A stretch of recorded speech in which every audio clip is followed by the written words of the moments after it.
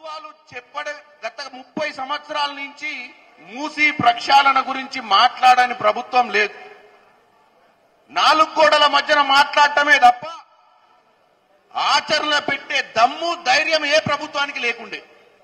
కానీ 10 నెలలు కాకముందే రేవంత్ రెడ్డి గారు వచ్చి ఇవాళ ఈ కార్యక్రమాన్ని చేస్తే ఓర్చుకోలేని ఈ ప్రతిపక్షాలు ఇవాళ మూసీ నది మీద ఉన్నటువంటి రివర్ బెడ్ మీద ఉన్నటువంటి మా పేద వెనుకబడ్డ ఇల్లు లేక ఆ మురికి కాలువల నివసించే వాళ్ళని తీసుకుపోయి డబుల్ బెడ్రూమ్లు ఇచ్చి అక్కడ ఉంచితే కూడా ఓర్వలేని దరిద్ర బతుకులు ఇవాళ ఈ కేటీఆర్ అలాగే ఇక్కడ ఉన్నటువంటి గతంలో ఉన్న చైర్మన్ ఈ మూసీ బోర్డు ఒకటి సృష్టించి చైర్మన్ కూడా ఈ నియోజకవర్గానికి సంబంధించిన ఆయనకే ఇస్తే వాళ్ళ బతుకుల గురించి ఒక్కరోజు ఆలోచించని సుధీర్ రెడ్డి కూడా ఇవాళ రోడ్డు మీదకి వచ్చి బుల్డోజర్లకు అడ్డం బంతా అంటుండు.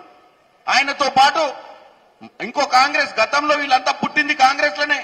ఇందాక ఎవరో చెప్పిర్రు ఏంది కేబుల్ ఆపరేటరు కార్పొరేటరు ఇన్ని వేల కోట్లకు పడగలెత్తింది కాంగ్రెస్ హయాంలో ఉడా చైర్మన్ అయినప్పుడే కదా. ఈ రోజు దండుకుందంతా దండుకొని ఈ రోజు పోయి ప్రజా సంక్షేమం గురించి ఆలోచించకుండా కోట్ల రూపాయలు దండుకొని ప్రజలు ఎవడు సుఖంగా ఉండొద్దన్న దరిద్రపు ఆలోచన చేస్తున్న సుధీర్ రెడ్డి, పక్కనున్న సబితమ్మ, వీళ్ళిద్దరిని ఈసారి మా ఉమ్మడి నల్గొండ జిల్లా రైతన్నలకు నాయకులకు ఒక్కటే చెప్తున్నా, ఎల్బీ నగర్ మహేశ్వరం కాన్స్టిట్యున్సీలో మనం అందరం ఉంటాం. ఇవాళ మనం తెలుసు మన బ్యాక్గ్రౌండ్ ఏందో. మనం ఈ మూసీ నీళ్ల కింద 1,00,000 ఎకరాల సాగు చేసుకునే రైతులం. మనం ఈరోజు పండించిన పంటను అమ్ముకునేలేని పరిస్థితి, మనం పండించిన కూరగాయలు అమ్ముకోలేని పరిస్థితి, మన పిల్లల ఆరోగ్యాలు గతంలోనే ఫ్లోరోసిస్ తోటి అనుభవించి ఫ్లోరోసిస్ నే అధిగమించిన వాళ్ళం మనం. ఇవాళ మానవత తప్పిదాలతోటి జరుగుతున్నటువంటి ఈ మూసి ఏదైతే మురికి నీళ్లు నింపి ఏదైతే వ్యర్థాలు ఈ ఫార్మా కంపెనీ వ్యర్థాలతోటి నింపి మన భవిష్యత్తుతో ఆడుకుంటున్నటువంటి మూసీని ఇవాళ రేవంత్ రెడ్డి గారు గోదావరి జలాలు తీసుకొచ్చి 365 రోజులు నీళ్లు పారే విధంగా, అలాగే ప్రతి అర్బన్ కాలనీలలో కూడా ఎస్టీపీలు పెట్టి మూసీలో నీళ్లు కలవక ముందే మూసీ నీళ్లను క్లీన్ చేయాలన్న ఒక పద్ధతిగా ముందుకు పోతుంటే ఓర్చుకోలేని గత మున్సిపల్ శాఖ మంత్రి కేటీఆర్ ఏం మాట్లాడుతున్నావా? ఒక ప్రతిపక్షంగా నీకు మాట్లాడే హక్కు ఉందంటే నువ్వు ఇక్కడ జరుగుతున్నటువంటి సంస్కరణలలో ఏమైనా తప్పిదాలుంటే కూర్చొని చర్చ చేయాలి. పేద ప్రజలను ఇప్పుడే మదన్న చెప్పిండు, పేద ప్రజలను భయభ్రాంతులకు తప్పుడు ప్రచారంతో వాళ్లను అసహనానికి గురి చేసి ఈ రోజున్న ప్రభుత్వాన్ని చెడ్డ పేరు తీసుకొచ్చే ప్రయత్నం చేస్తున్నారు. మీకు ప్రజల మీద చిత్తశుద్ధి లేదు, ప్రజలకు మంచి చేయాలన్న ఆలోచన లేదు. మీకున్న ఆలోచనల్లో ఎప్పుడు వీళ్ళని గద్దె దింపుదామా, మళ్ళీ ఎప్పుడు ఆడ కూర్చొని 10 ఏళ్లు దోసుకున్నది సరిపోక ఇంకింత దోసుకుందామా అనే పిచ్చి ఆలోచన తప్ప మీకు అసలు ప్రజా సంక్షేమం మీద ఏమాత్రం అవగాహన లేదు. 1,50,000 కోట్లతోటి ఎవడు చెప్పిండ్రా నాయన నీకు 1,50,000 కోట్లు పెట్టి మూసి చేస్తామని? రేవంత్ రెడ్డి గారు చెప్పింది 1,50,000 కోట్లతోటి హైదరాబాద్ నగరంలో ring road, regional ring road, metro, Musi ప్రక్షాళన, హైదరాబాద్ ని నువ్వు మీ అయ్యే చెప్పిండు కదా వెనకట న్యూయార్క్ చేస్తా, దల్లాస్ చేస్తా, ఈస్టాన్బుల్ చేస్తా అని. అది చేయాలంటే 1,50,000 కోట్లతోటి సాధ్యమైందని చెప్పిండు. మీరు చేసిన అప్పులకు ఈరోజు మూసీ కాలువల పెట్టి 50,000 కోట్లు 1,00,000 కోట్లు పెట్టి కమిషన్ దండుకోనికే మీలాంటి చిల్లర బుద్ధి లేదు. మీరు కట్టిన కాళేశ్వరం కూలిపోయిన దాకా తెలంగాణ ప్రజలకు తెలియదు మీరు ఎంత ఖర్చు పెట్టిరో. ఏ రోజు దానికి డిపిఆర్ లేదు, ఈ రోజు కూడా దానికి డిపిఆర్ లేదు. మీరు డిపిఆర్ గురించి మాట్లాడుతుర్రా? మేము ఆవేశపడి కూలకొడుతున్నామా?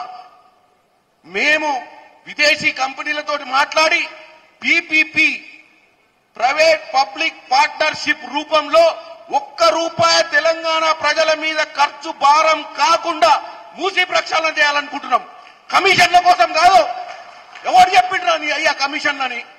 పచ్చ కామర్లు వచ్చినోడు పచ్చ కామర్ల లెక్కనే మాట్లాడతాడంట. 1,50,000 కోట్లు అప్పు చేసి దండుకొని పోయిన మీకు ఎక్కడ కాంగ్రెస్ పార్టీ దండుకుంటుందా అని ఎత్తుకుతుర్రా? ఇక్కడ దండుకోనికి ఏం మిగిలిందనరా నాయన? మీరు చేసిన అప్పులు ఊడుకోనికనే మాకు ఇంకా 10 ఏళ్లు పడితేట్టుంది. మీరు చేసిన కర్మల కోసం, మీరు చేసిన దరిద్ర పాలనను తుడిచిపెట్టడానికి ఇక్కడికి వచ్చి ప్రభుత్వంలో మేము పనిచేస్తున్నట్టుంది. ఇక్కడ ఉన్న ఎమ్మెల్యేలు రోజు రాత్రి పగలు తిరుగుతున్నారు. వీళ్ళని అడగండి, 10 నెలలైంది వీళ్ళు వచ్చి దండుకోనికి వచ్చిర్రు అనుకున్నావు. మీరు చేసిన దరిద్ర పాలను మీరు చేసిన దోచుకోపోయినటువంటి పాలనను ఈ రోజు ప్రజలకు మంచి పాలన అందించే కష్టపడుతున్నారు. మీరు 10 ఏళ్లలో ఒక్కరోజు సెక్రటేరియట్కి రాలే, మీ 10 ఏళ్లలో ఒక్కరోజు ప్రగతి భవన్కి రాలే, ఫామ్ హౌస్ లో వండుకొని బోర్లో వండుకొని డిజైన్లు గీచి దరిద్రపోడా కాళేశ్వరం కూల కొట్టించినావు.